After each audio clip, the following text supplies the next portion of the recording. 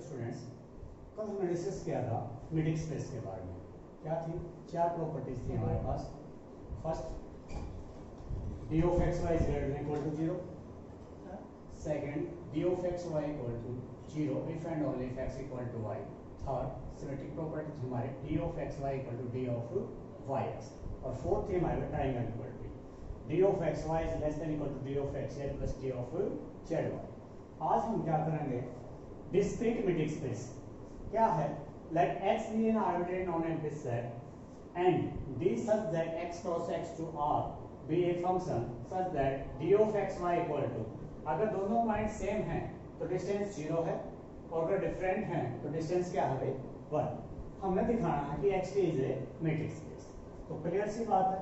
First property, distance between x and y में से क्या होना चाहिए? 0 या 0 से बड़ा। Clearly D of x Y क्या है?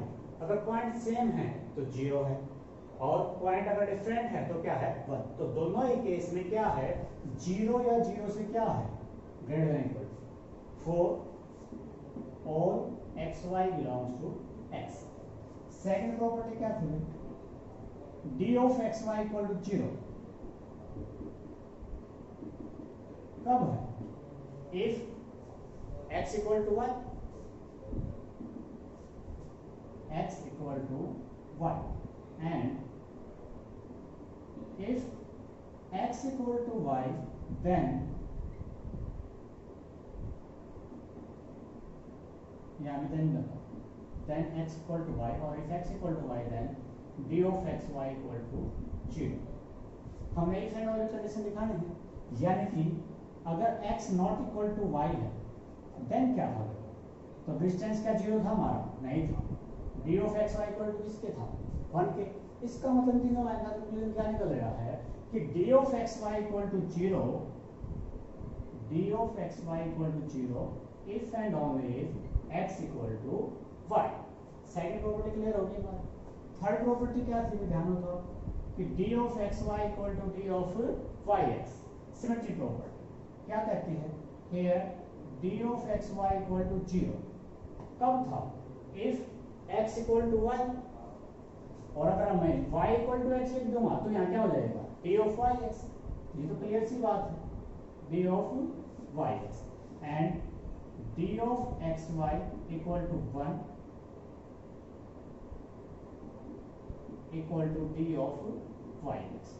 यहाँ भी लिखते हैं when x equal to y और when x is not equal to 1। तीन प्रॉपर्टी क्लियर होगी मेरे पास। फोर्थ प्रॉपर्टी थी हमारी ट्रायंगल इक्वालिटी। ट्रायंगल इक्वालिटी में केस बनाएंगे। कौन से केस बनाएंगे वो देखो। 3 पॉइंट लेते हैं। लेट x y z किससे बिलोंग कर रहा है? x से। फर्स्ट केस में क्या बनेगा भाई? If x equal to y equal to z, तीनों केस क्या हो जाएगा? सेम। हमें प्रूव क्या करना है? वी वांट टू प्रूव या वी शैल प्रूव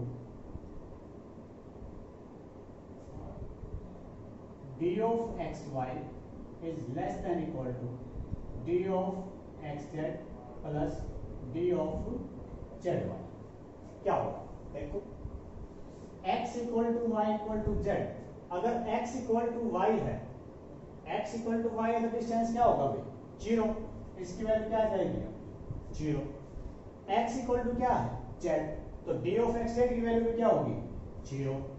और z y इक्वल टू क्या है हमारा? z, और इक्वल टू है तो क्या आएगा? 0। तो ये भी केस क्या हो गया भाई? 0। इक्वलिटी के साथ कुछ लगाना, तो यहाँ से क्या आ गया? d of x y is less than equal to d of x z plus d of z y। लेकिन यहाँ इक्वल टू के साथ खुला, आप इक्वल टू के साथ खोल सकते। सेकंड प्रॉपर्टी क्या करती है? एक केस क्लियर हो गया भाई वहां। सेकंड केस क्या बनेगा? x equal to y and y is not equal to z। Case देखो, हमने ये प्रूव करना था ना। क्या होगा? हमारा फॉर्मूला ले रहा हूं इसको कि d of x y d of x z plus d of z y। Sign हम बाद में कंफर्म करेंगे, ठीक है? d of x y, x equal to क्या है? y, तो अगर सेम है तो क्या होगा 0।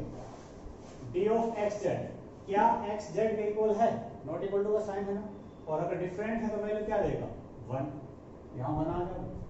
डी ऑफ जेड वाई, ये भी क्या है भाई डिफरेंट है, तो जेड वाई अगर डिफरेंट है तो यहाँ भी क्या आंसर देगा 1, 1 प्लस 1, तो यहाँ किसका साइन आ जाएगा भाई स्ट्रिक्टली लेस देन, तो क्या हो जाएगा d of x Y is less than d of x Z plus D of z Y.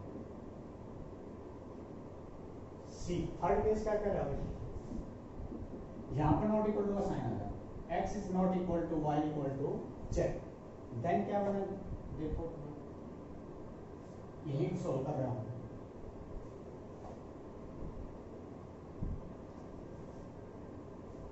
X not equal to y, not equal to क्या देगा भाई answer 1, x not equal to z, वहां भी क्या आंसर देगा 1, और y is equal to z, और equal to में क्या आंसर दे रहा है 0, और 1 इक्वल टू 1 प्लस 0 होगा ना, तो इक्वल टू के साथ खुल जाएगा यहाँ, तो क्या हो जाएगा d of x Y is equal to D of x Z plus D of z. 3 case हो गए। फोर्थ केस क्या कह रहा है, x is not equal to z but equal to 1, क्या बना था एक्स और जेड इक्वल नहीं है ना, यहीं पर लो किसके साथ डी ऑफ एक्स वाई है, क्या एक्स और वाई इक्वल है, नहीं है, नहीं है तो क्या आंसर देगा 1, फिर डी ऑफ एक्स जेड, क्या एक्स और जेड इक्वल है, नहीं है तो क्या आंसर देगा 1, जेड वाई, जेड और वाई इक्वल है तो क्या आंसर देगा भाई 0, 1 इक्वल टू 1 प्लस 0, तो क्या हो जाएगा इक्वल टू के साथ हो जाएगा, क्या आ जाएगा भाई d of x Y equal to D of x Z plus D of z. एक लास्ट प्रॉपर्टी हो रहा है, x is not equal to y is not equal to z, तीनों ही डिफरेंट अगर एलिमेंट आ जाए हमारे तो क्या होगा बताओ, x is not equal to y है भाई, अगर नॉट इक्वल टू y है तो क्या आंसर दे रहा है 1, फिर x not equal to z है वहां भी 1, और not equal to z is not equal to y वहां भी 1 प्लस 1 2, और यहाँ 1 है तो स्ट्रिक्टली क्या आ जाएगा लेस देन का साइन। तो क्लियर सी बात है भाई कि D of x Y is less than d of x Z plus D of z y for all x Y z belongs to x.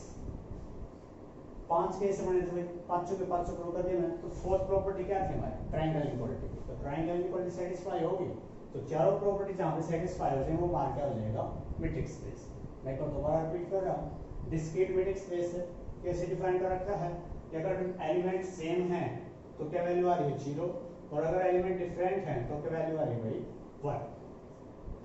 हमने इसको दिखाना कि एक लीजिए मैट्रिक्स स्पेस।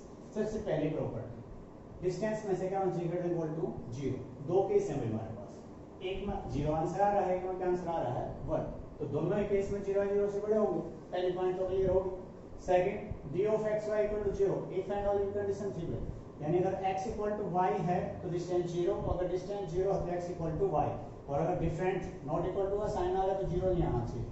तो if d of x y equal to 0 then x equal to y, और अगर x equal to y है तो ये तो हो गया हमारा। लेकिन अगर नॉट इक्वल टू है तो क्या आ रहा था हमारा 1 which is not equal to 0, इसका मतलब इफ एंड ओनली कंडीशन बन जाएगी हमारी d of x y equal to 0 if and only if x equal to y। Third property क्या थी भाई, सिमेट्री। हमने दिखाना था d of x y equal to d of y x। If d of x y equal to 0 मतलब y x का 0 होगा, क्योंकि x इक्वल टू y तो y इक्वल टू x भी है, सेम वन के लिए करता है। फोर्थ केस में प्रॉपर्टी बनानी है हमें, 5 केस ये x है जो इसमें दे रखा है, 3 एलिमेंट उठा लिए हमने प्रूव करनी triangle equality d of x y is less than equal to d of x z plus d of z y। 5 case बने। पहला केस क्या बना, तीनों एलिमेंट क्या हो गया हमारा सेम। अगर x इक्वल टू y है तो क्या आंसर देगा 0, z भी सेम है 0, ये भी 0, 0 प्लस 0 0 इक्वल टू के साइन के साथ खुल जाएगा, तो इक्वल टू का साइन लग गया। सेम यहाँ पर then x equal to y is not equal to z, यहाँ पर 0 आ जाएगा, x z 1 हो जाएगा और y z का भी 1, स्ट्रिक्टली लेस देन का साइन आ जाएगा। सेम c d और e करता है। चारों प्रॉपर्टी सेटिस्फाई होगी तो हेंस हमारे स्पेस क्या बन जाएगा, discrete metric space.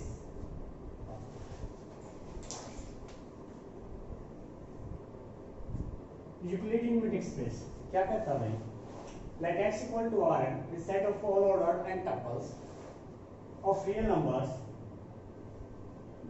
for a fixed n belongs to n dxy equal to, define कर दिया भाई डिस्टेंस फंक्शन कैसे, xi minus yi square summation whole raised to power 1 by 2।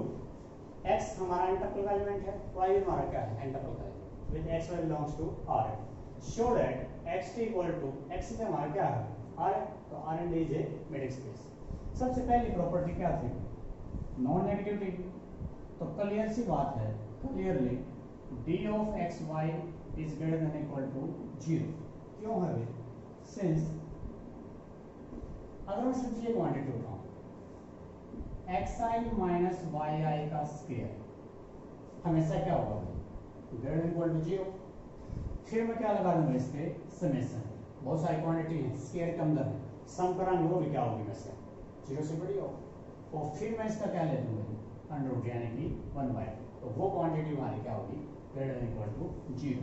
तो ये लेने के बाद हमारा क्या बन जाएगा d of x y is greater than equal to 0। Second property क्या कहती है, सेकंड प्रॉपर्टी थी d of x y equal to 0, कब d of x y equal to 0 if and only distance function की वैल्यू रख देंगे, summation I vary from 1 to n xi minus yi square और whole raised to power 1/2 equal to 0 if and only, अगर हम दोनों side क्या कर दोगे स्केयर या रूट कैंसिल हो जाएगा, तो summation I vary from 1 to n xi minus yi square equal to क्या हो जाएगा 0। स्केयर का सम कब 0 होगा, अगर हम इसको खोल रहे हैं क्या हो जाएगा भाई x1 माइनस y1 का square plus x2 minus y2 का स्क्वायर और x3 माइनस y3 का square and so on, last term हमारे पास क्या है भाई xn माइनस yn का स्क्वायर इक्वल टू 0। स्क्वायर का सम है 0 का वास्ते, अगर यहाँ अल्टरनेट साइन होते तो अलग बात है, लेकिन 0 कब होगा भाई जब हर एक क्वांटिटी को अलग अलग क्या होना पड़ेगा 0 होना पड़ेगा, तो इसका मतलब इसका स्क्वायर 0 होगा। This implies x1 minus y1 whole raise का square equal to 0, x2 minus y2 का square equal to 0 and so on. यहाँ से क्या आ जाएगा भाई x1 equal to y1, x2 equal to y2 and so on, xn equal to क्या हो जाएगा भाई yn। इसका मतलब क्या होगा, मेरे पास x क्या था x1 x2 x3 and so on xn, और y1 y2 ये y था भाई हमारे पास, हमने लिखा दिया x1 y1 के इक्वल x2 y2 के इक्वल x3 y3 के इक्वल और xn yn के। इसका मतलब क्या हो जाएगा x इक्वल टू क्या आ जाएगा y, और यही हमें दिखाना था कि d of x y equal to 0 if and only if x equal to y। तो यहाँ हम लिख सकते हैं if and only if xi minus yi equal to 0 और if and only if xi equal to yi और if and only if x equal to क्या हो जाएगा भाई y। तो ये प्रॉपर्टी हमारी क्या हो जाएगी सेकंड। थर्ड प्रॉपर्टी क्या थी भाई सिमेट्री। सिमेट्रिक प्रॉपर्टी क्या कहती है हमारी कि d of x y equal to d of y x। Third property थी हमारी d of x y किसके इक्वल है, देखिए summation I vary from 1 to n xi minus yi square whole raised to power 1/, minus 1 common ले लेंगे इसमें, अगर minus 1 common लेंगे तो स्क्वायर के साथ बार होगा I vary from 1 to n minus 1 का स्क्वायर yi माइनस xi का square whole raise to power 1/, minus 1 का स्क्वायर क्या हो जाएगा प्लस 1, तो खत्म होगा, ये यहाँ क्या हो जाएगा भाई खत्म, ये क्या बन जाएगा d of yx। तो सिमेट्रिक प्रॉपर्टी क्या कहती है d of x y equal to d of yx। तीन प्रॉपर्टी हो गई, एक प्रॉपर्टी और रहती है कौन सी ट्रायंगल इनक्वालिटी वाली। ट्रायंगल इनक्वालिटी में क्या लेते हैं हम तीन एलिमेंट लेते हैं, x और y तो हमने पहले से डिफाइन कर रखे हैं, एक z डिफाइन और करते हैं, तो z डिफाइन कैसे करांगे, क्योंकि हमने r में से एलिमेंट उठाए हैं तो n टप्पल के एलिमेंट होंगे, तो z भी हमारा क्या होगा अभी n टप्पल का एलिमेंट होगा। तो देखो कैसे डिफाइन करांगे।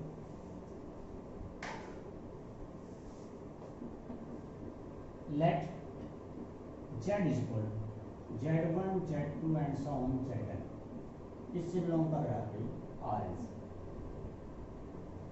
Now we shall prove that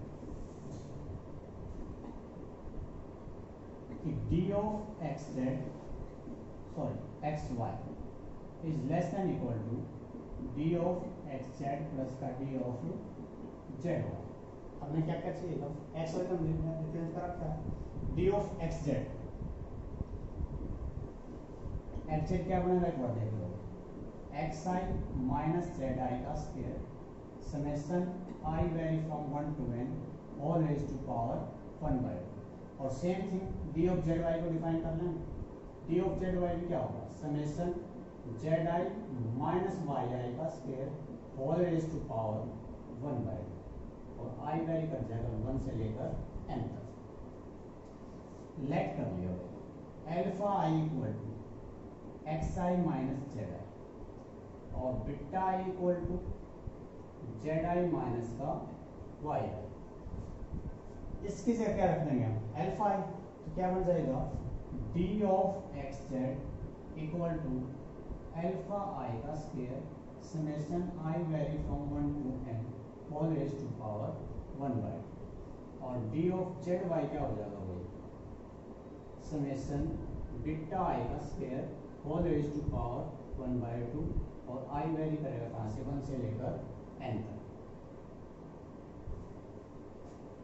d of x y लेके चलते हैं, d of x y equal summation I vary from 1 to n xi minus yi square whole raise to power 1 by 2। वही काम करते हैं, zi सब्ट्रैक्ट और zi क्या कर देंगे भाई add, summation xi minus zi plus का zi माइनस का yi square whole raise to power 1 by 2, और I वैरी कर रहा है 1 से लेकर कहाँ तक n तक। xi माइनस zi किसके कोण मानना था अल्फा i, और zi माइनस y किसके कोण था हमारा बीटा i के, तो ये बन जाएगा भाई अल्फा i प्लस का beta i square summation I vary from 1 to n whole raise to power 1 by 2। अब यहां से हम क्या करेंगे, एक मीन कॉस की इक्वालिटी है, Minkowski inequality, Minkowski equality क्या करे भाई, if p is greater than equal to 1 और xn और yn n वैरी कर रहा है 1 से लेकर कहाँ तक भाई k तक 1 2 3 एंड सो ऑन, देन क्या होगा समेशन xn प्लस yn की power p whole raise to power 1 by, और n वैरी कर जाएगा भाई 1 से k तक, तो हमेशा क्या होगा भाई less than equal to summation of xn p whole raise to power 1 by p plus summation yn p whole raise to power 1 by, तो n वैरी करेगा 1 से k, और यहाँ भी n वैरी करेगा कहाँ भाई 1 से लेकर k तक। तो मीन कॉस की इक्वालिटी का यूज हम यहाँ करेंगे, क्या है alpha i plus beta i का स्क्वायर 2 है ना, तो 2 जो 1 या 1 से बड़ा है भाई, तो क्या हो जाएगा देखो xn प्लस yn की power p whole raise to power 1 by, क्या होगा xn p और 1 by p अलग अलग होगा, xn p और 1 by p, और सेम थिंग यहाँ अलग अलग पावर हो गए वो वाली पावर एडजस्ट करेंगे yn की पावर p और 1 by p, तो क्या हो जाएगा देखो एक बार मैं ऊपर ही कर रहा हूँ उसको,